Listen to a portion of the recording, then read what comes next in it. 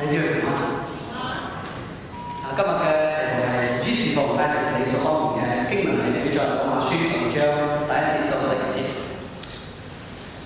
有一次有一條牛或者一隻豬同一隻牛喺度講話，豬就對牛講話：係牛大哥，我覺得我哋豬嘅一生咧真係唔公平。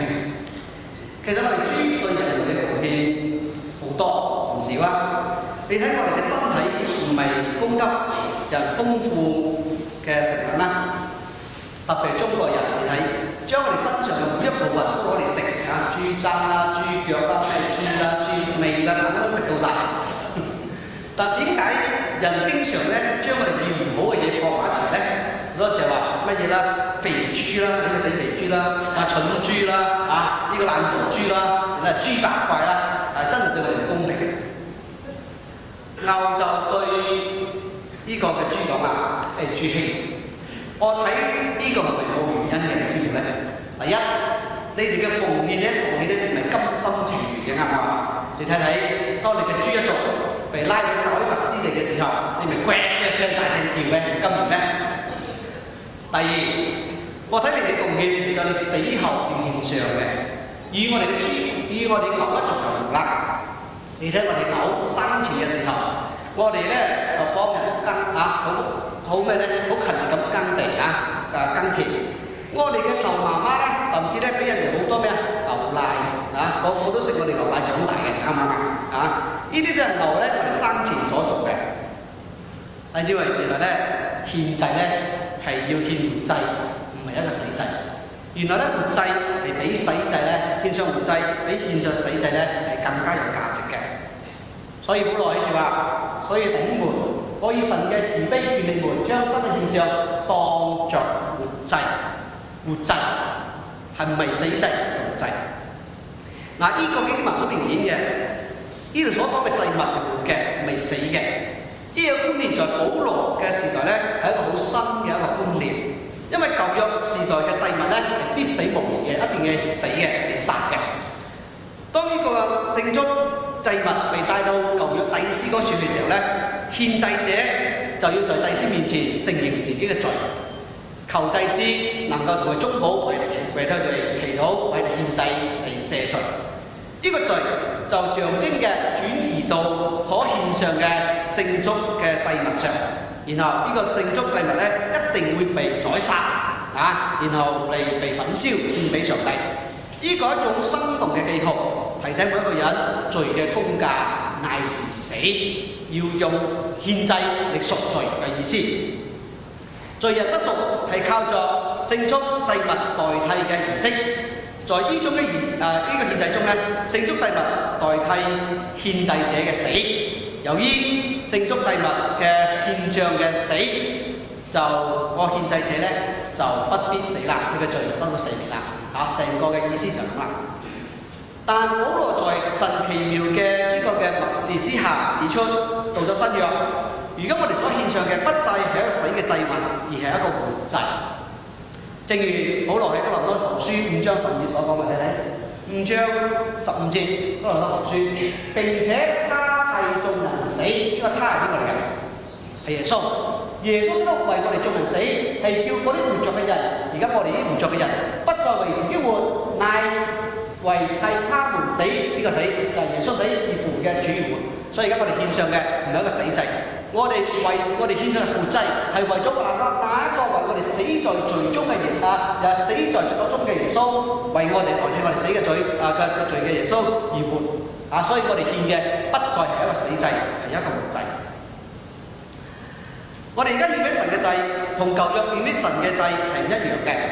舊約聖足祭物咧，聖足咧係為祭物獻上呢個嘅動物，但係新約係將我哋自己嘅身體獻做祭物，不再係呢個動物，不再係聖足，係我哋自己本身獻上身體俾神成為祭物。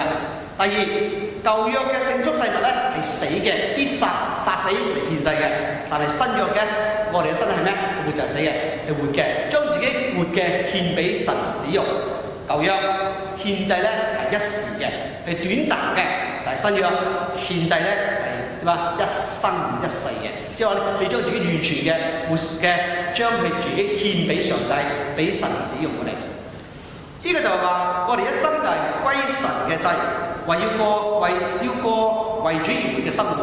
我哋要過一個獻祭或者犧牲，獻祭就係犧牲，將自己獻上嘅生活。換句話講，我哋要過一個全人委身嘅一個生活。所以保羅話，所以第一盤我哋睇翻哥林多羅馬書12章1節，我以神嘅慈悲勸你們，將身體獻上。佢奇怪嘅，保羅話我以神嘅慈悲嚟勸你哋。原來一方面，另一方面，奉獻係咩咧？係來自神嘅慈悲而來嘅。神嘅慈悲憐憫，藉着耶穌基督嘅救贖，臨到我哋呢班罪人蒙恩得救嘅罪人身上，一切皆係神嘅恩典。除咗恩典，我哋冇辦法再講咩嘢，因為都係神嘅恩典，非人嘅功德同行善而得到嚟嘅一個救恩。所以咧，我哋嘅身子咧係俾神重價買翻嚟嘅，係用佢自己耶穌嘅寶血，係用自己獨生子嘅身體將我哋贖翻嚟，係重價買翻嚟，並不屬於自己所擁有嘅。因此咧，我哋要在身上咧榮耀神，神佢用佢嘅慈悲救贖了我哋，他要求我哋將雙體獻上，係咪係好公平嘅咩？係咪啊？佢慈悲勸我哋將我哋身體獻上，因為佢已經救贖咗我哋。神時時用呢個慈悲嚟作為鎮服我哋嘅武器。神呢處唔用呢個嘅權力嚟強迫你同我獻上自己，冇。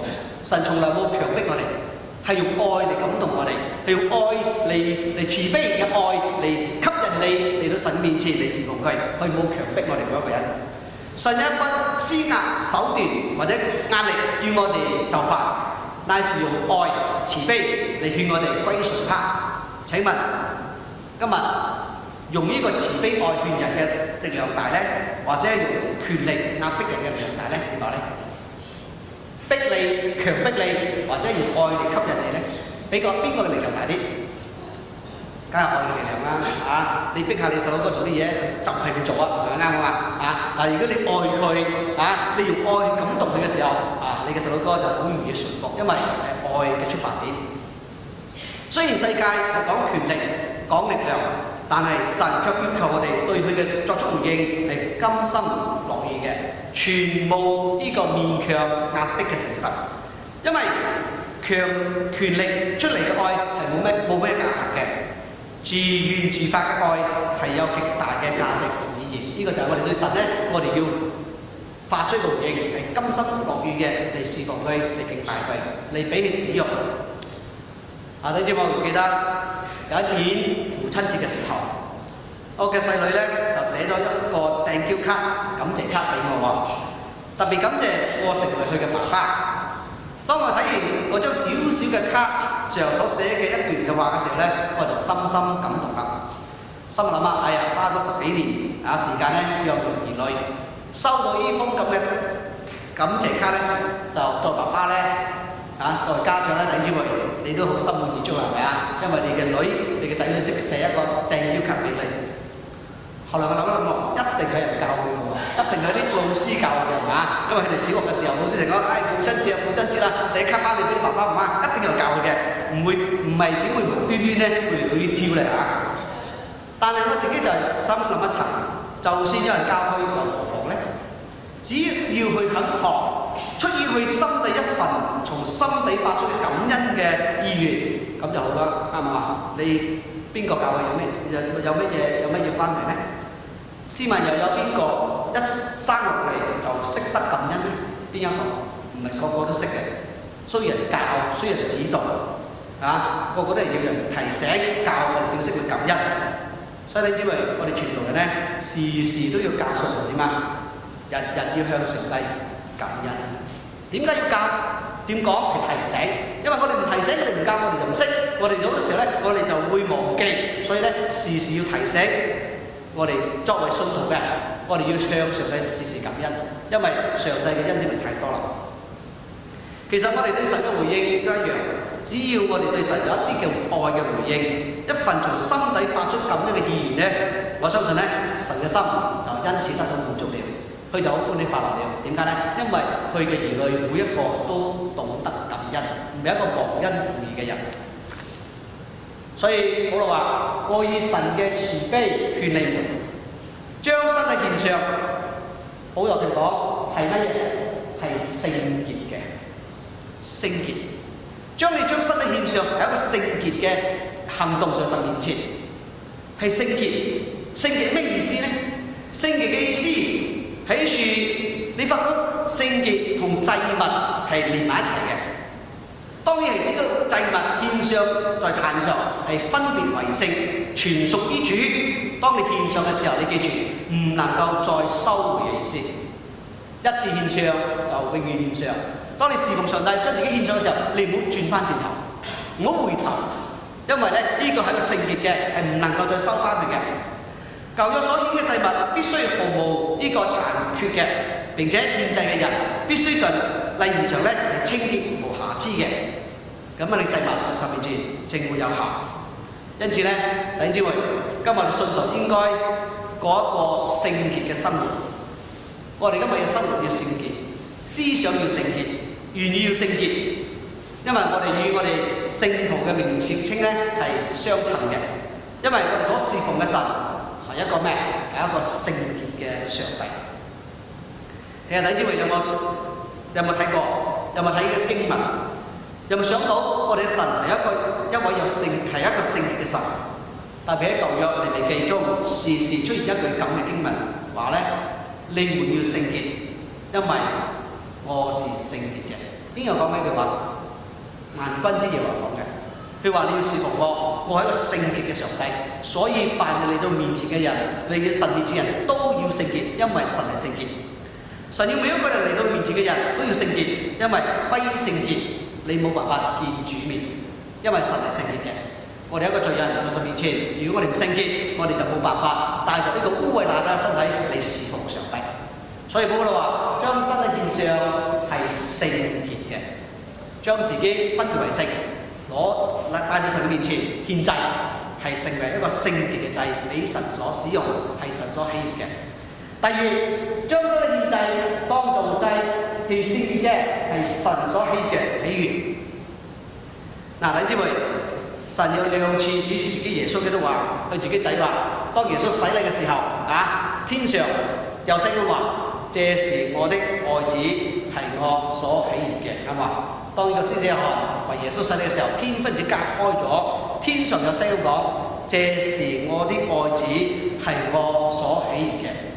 你知唔知呢句話非常之寶貴？神所喜悅嘅，咩神所喜悅嘅？呢個神自己兒子耶穌，佢都係神所喜悅嘅。嗱，聖經亦都喺聖經入邊咧有幾件事咧講俾你聽，神所喜悅嘅咩事咧？第一，憂傷悔痛嘅心係神所喜悅嘅，唔係要獻上乜嘢，係獻上你個咩咧？係一個悔改嘅心，願意悔改。係悲痛嘅，為咗自己嘅罪喺處咧，自己覺得悲痛，自己覺得自己喺度係懺悔，呢個獻上呢個祭咧係神所喜悅嘅，呢個就係一個啦。第二，憐憫人嘅、憐恤人嘅、幫助人嘅係神所喜悅嘅，神喜悅我哋咁做，去幫助窮人去照顧啲無依無靠嘅人去伸出手嚟扶持佢哋，係神所喜悅嘅。第三件事就係呢件啦。當你將你嘅身體獻做祭，係神所喜悅嘅。弟兄姊妹，如果一個人不盡心、不盡意、不盡力嘅侍奉，呢個人點能夠討神嘅喜悅呢？我哋嘅侍奉係必須要將身體當做祭獻上嘅侍奉，全人委身嘅侍奉，呢個正能夠討神嘅喜悅。弟兄姊妹，將自己獻俾神，係聖潔嘅，係神所喜歡嘅。第三，將身體獻上當做祭，聖潔嘅係神所喜悅嘅。你哋如此侍奉，乃是理所當然嘅，係理所當然嘅。如此侍奉到底係點樣嘅侍奉呢？當然知道上面所講嘅，將身體獻上當做祭嘅時刻，保羅講到呢個時候，忽然間諗起奉獻嘅必須性。保羅指出，我哋將身體獻上係每一個信徒應當盡嘅責任，係每一個人都推遲唔到嘅。我哋都係用神用自己兒子嘅寶血重價買翻嚟嘅人，身子唔再服乎自己，啱唔啱啊？因為原本我哋就死喺黑暗世界，被黑暗所捆綁住。但係上帝用嘅仔贖翻我哋，所以咧我哋身體不再屬於自己，係屬於上帝。因此將身體獻上係理所當然嘅，係千該萬該嘅事。所以說咧，我哋可能係有個問題，點解保羅開始嘅時候話以神嘅慈悲勸我哋將身體獻上，但係而家又話你哋如此侍奉，乃是理所當然呢？其實呢兩者之間咧並冇咩矛盾，因為奉獻俾神係甘心甘情願，但又係咁理所當然嘅事。自有又係自發性嘅，亦有佢嘅必然性嘅。你係神嘅兒女，神用慈悲愛嚟叫你將自己獻上。但係我哋作為神嘅兒女，我哋都有責任將自己獻上，係理所當然嘅。所以兩方面係冇矛盾嘅。你係神嘅兒女嘅話，你就要侍奉佢。但係神強迫你，神係用佢嘅愛同佢嘅慈悲嚟使到你自願嘅嚟到上帝面前嚟侍奉佢。睇到冇？呢係兩方面，但係我哋願意嘅將自己獻上俾神使用。嗱，弟兄們，以下我講一個宣教士嘅真實故事俾你聽。有一位宣教士，佢嘅名字叫做 William Borden， 係出身一個好富裕嘅家庭，屋企好有錢，係一個富人家。並從呢個耶魯大學畢業，佢又好有知識。當時讀大學，耶魯大學係非常之出名個大學，喺度畢業啦，係一個大學生畢業生。佢前途咧不可限量，但係呢個 William Borden 咧，佢覺得神呼召佢要去一個好落後嘅國家做呢個宣教士，就係中國大陸。佢就決定自己咧去到中國大陸做宣教士。當然啦，當時佢嘅家人、佢嘅爸爸媽媽、佢嘅朋友都反對，認為咁好嘅一個條件，點解你要走到咁偏僻嘅地方，中國大陸去做宣教士咧？又唔係咁樣做，太過愚蠢啦。但係 William Borden 咧，佢覺得呢個係一個使命，係神嘅呼召，佢咧就決定要去。佢起程不久，甚至未達到中國，就得咗一個致命嘅病，都未嚟到中國就死在呢個路途中。佢以為跟隨耶穌而放棄咗一切，佢在世上冇留下任何嘅嘢，就咁樣去到中國，仲未到中國之前已經死在呢個病痛當中。但係呢個嘅 William Borden 並不後悔。你知我哋點樣知道佢不後悔呢？因為呢個 Borden 臨死之前，佢留咗一張紙，寫咗一啲嘅字。入邊寫咩嘢呢？佢哋寫咗呢幾個字嘅話：冇保留，冇退縮，冇後悔。佢嘅留低嘅即係呢個字條，佢就死在呢個路途當中，冇保留，冇退縮，冇後悔。侍奉係冇保留，侍奉獻上係冇退縮，為主而死冇後悔。你知唔知呢個非常感動？好多時候我哋在侍奉當中，請問你有冇保留咧？我哋保留係好多，留翻我哋自己唔多。100%我哋俾翻主嘅只係10%，10%都唔止，可能有啲人10%做5%，95%俾翻自己。我哋保留好多，退縮。一講事奉，個走，唔好叫我唔知其他嘅人，唔好叫我帶領唱歌，唔好叫我係參加詩班人哋練歌，我邊度得閒啊？好多時候 join 咗詩班又後悔，唔愛啦，太辛苦啦。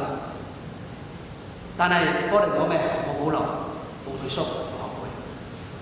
就好似其他基督徒一樣，我哋發現到侍奉上帝係理所當然嘅。佢獲得嘅係將傳到永遠嘅賞賜，佢知道自己做啲乜嘢，佢知道自己點樣將身體獻上。所以咧，弟兄姊妹，將身體獻上當作祭係乜嘢？聖嘅係乜嘢？係神所喜悅嘅係乜嘢？你哋要主侍奉係理所當然嘅。好啦，當我哋將自己身體侍奉嘅時候，上帝要求我哋乜嘢咧？第2節。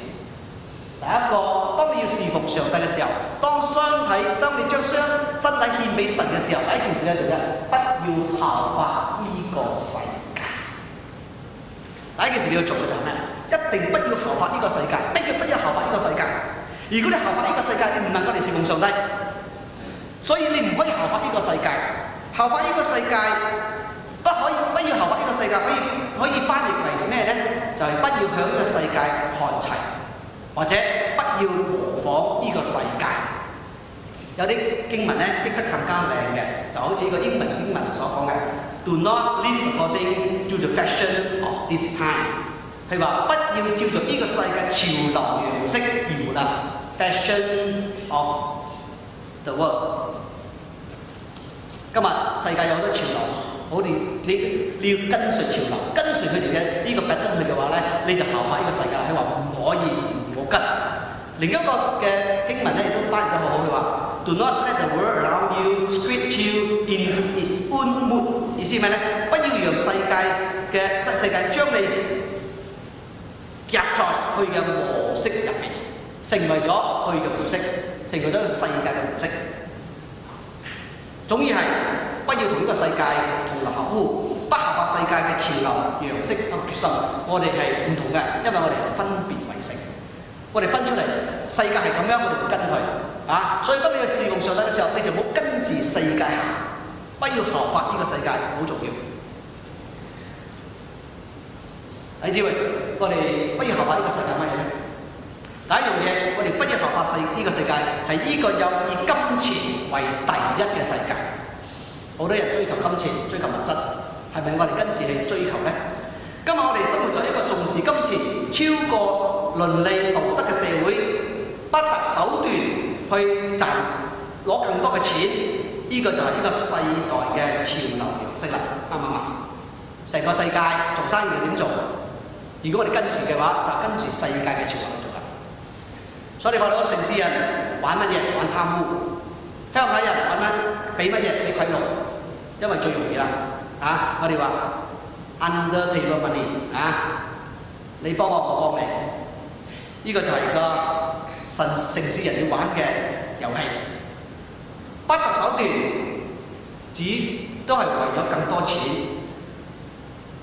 去追求更多嘅呢個錢財。我哋今日基督徒會俾呢種潮流所影響到咩？我哋是否也會俾佢感染到，以致重視金錢係多過我哋嘅信仰生活？追求金錢係多過追求永生咧？呢個值得我哋今日基督徒思考嘅課題。各位弟兄姊妹，基督徒要小心，不要為咗金錢事業，甚至犧牲咗你崇拜、聚會、侍奉嘅時間，係咪啊？我冇時間聚會啊，冇時間呢個做禮拜啊，點解咧？我揾錢咯。好多時候就係因為咁樣，我哋漸漸嘅，我哋失去咗我哋嗰個信仰嗰個事奉。主耶穌知道我哋係面對咁樣一個潮流嘅一個引誘，所以耶穌講句話：馬太福音6章20節，第一節講咩？馬太福音6章20節，睇睇耶穌講咩？嗰度，因為你嘅財寶在哪裏，你嘅心也在哪裏。呢句話啱唔啱？係咪對我嚟講係好實在啊？你嘅財寶在哪裏，你嘅錢在哪裏，你嘅心在喺邊度咧？你嘅錢喺邊度？你嘅錢喺生意上，你嘅心就喺生意上。你嘅錢喺邊度？你嘅錢喺股票上，你就嘅心就喺股票，睇嘅股票上，你嘅心上，睇嘅股票落，跟住落，咪上落上落。因為你嘅財寶喺邊度嘛，你咪跟住行啊，啱唔啱啊？所以話你嘅心喺邊度，你嘅財寶邊度，你嘅心就喺邊度，因為你覺得呢個最重要所以咧就為咗呢個咧上上落落。所以唔好將你嘅財寶放在呢啲嘅地方，放在宣教上。放在侍奉上體上，放在呢個報導上，話當你將你嘅心放在宣教上，話你對隻宣教咧就好有負擔下個禮拜我哋要差派一隊去到個泰國北部宣教啦，將你嘅心放喺處點解咧？因為你話我奉獻俾宣教工作我奉獻呢個做呢個嘅呢個賣藥我奉獻呢個買啲藥嚟俾啲醫生嚟醫人，我奉獻呢啲嘅食物俾呢班嘅主學生。哇！當你嘅心喺處咧，你嘅心就係宣教，係咪啊？所以弟兄們，今日你一睇睇你自己嘅心喺邊度，你睇睇你自己服務幾多，就知道你嘅心喺邊度。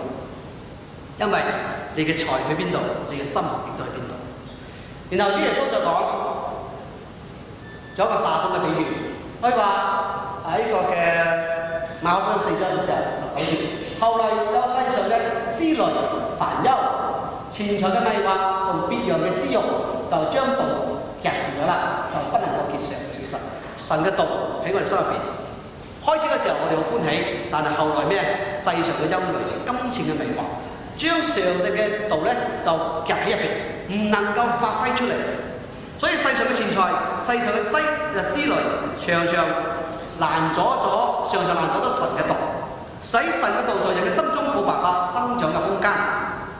所以我哋記住，第一你要侍奉上帝嘅時候，不要效法呢個世界，不要讓事業、金錢奪去我哋愛上帝嘅心，不要將金錢睇為咁大、咁重要，大過上帝。要以永遠嘅生命看為更加重要嘅。人活着唔係單靠食物，乃是靠上帝口裏所出嘅嗰句話。人活着唔係單靠錢財，係嘅，錢可以俾你買到一啲食物，但係我哋嘅生命係為咗追求錢而活嘅，呢個好重要。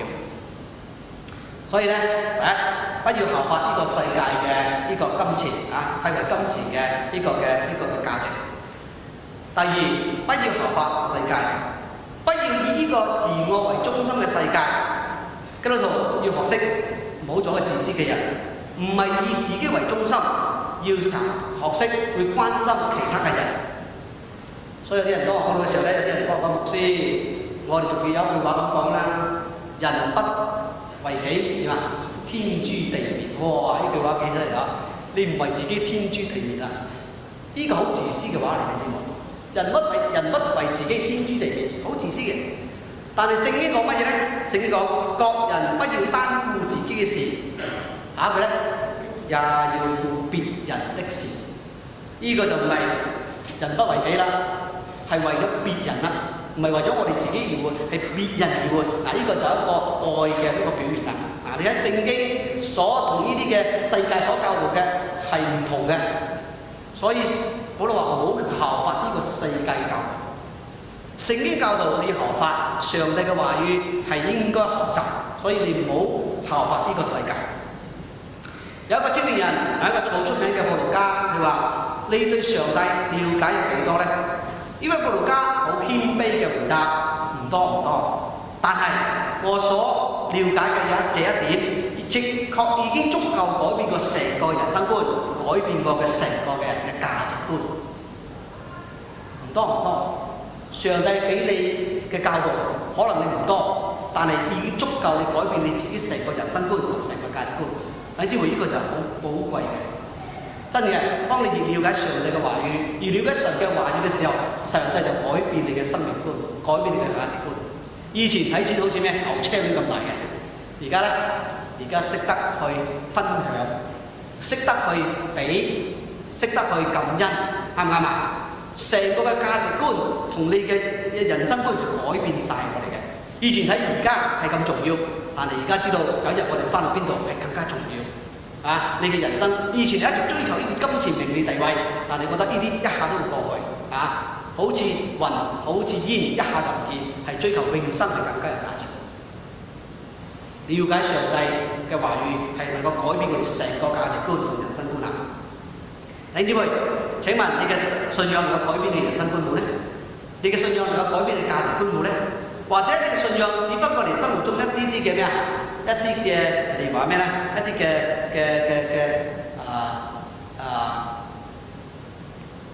唔能夠影響你任何嘢嘅，只不過係一個 fashion。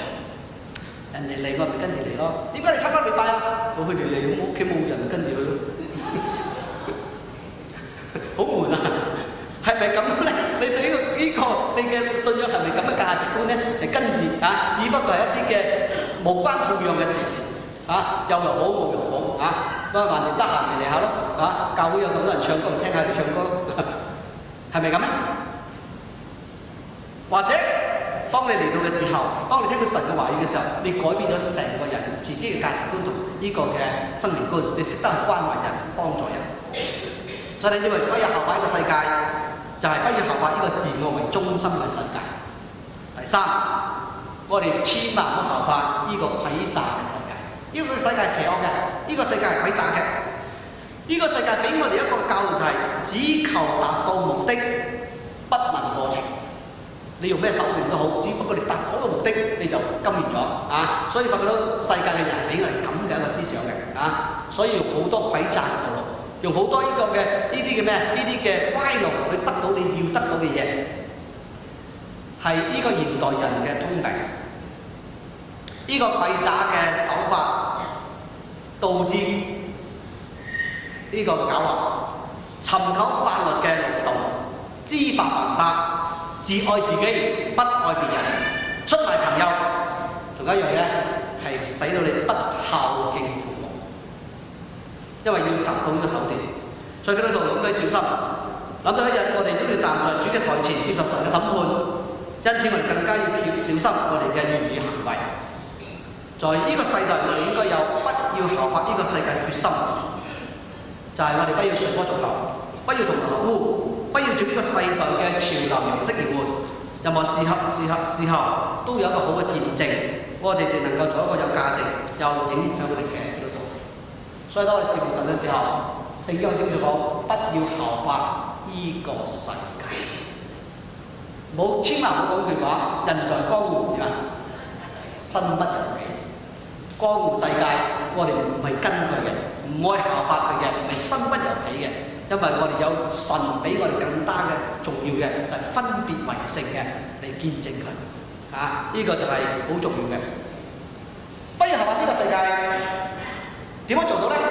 要心意更新而變化，要改變。叫改變我哋乜嘢？心意更新而變化係改變我哋內心嗰種嘅思想，我哋內心嘅價值。有時候我哋一個傾向。以為內心嘅意念、內心所想嘅呢啲嘅諗法，冇行為嚟到咁重要。有時我哋甚至會放縱我哋嘅思想，但在上帝面前，喺呢度我話你聽，我哋嘅思想就係一個實際嘅行為同呢個嘅行動。事實上，罪惡嘅行為乃是要由罪惡嘅意念懷孕而成嘅，啱冇？當你未做呢個罪惡嘅時候，其實你心入邊諗到好多嘢。呢個你心入邊諗到嘅嘢，就導致你做出嚟啦，係懷孕而成嘅。今日你成個外在嘅行為，乃是由你內在嘅思想嚟決定嘅，所以千萬唔好睇輕你入邊嘅思想，入邊嗰個嘅意念係影響咗你出邊所做出嚟嘅嘢。弟兄姊妹，試問，如果冇一個人可以不追求聖潔嘅思想，而能夠有聖潔嘅生活，啱嘛？你入邊冇聖潔嘅思想，你冇可能做出有聖潔嘅行為，啱冇？除非你入邊有聖潔嘅思想，以神為聖潔，自己嘅聖潔，你淨能夠行出聖潔嘅行為。因此，更新我哋嘅心思意念，乃是每一個基督徒所應當有嘅意願。心意更新而變化，改變咗佢，以前係舊嘅。而家成新嘅，用神嘅話語去改變。所以聽住點樣改變我哋嘅心入邊嘅心思意念嘅？點樣更新我哋咧？第一，要藉著讀經嚟改變自己嘅心思意念。詩人講乜嘢？詩篇19章7節講咩咧？耶和華嘅律法全備，能甦醒人心；耶和華嘅法度卻定，能使咩？愚人有智慧。耶和華嘅律法呢度就係聖經，係使到我哋嘅心能夠甦醒嘅。耶和華嘅法度係能夠使我哋呢啲愚蠢嘅人有智慧嘅。所以呢句，當你閱讀聖經，你就要有智慧。當你閱讀聖經，你就發覺神嘅旨意係乜嘢？因為佢嘅教導典章都在聖經入邊，所以多多讀聖經係好嘅，改變我哋。使我哋能夠明白神係一個嘅旨意係乜嘢。所以聖經有句話講咧，認識耶和華。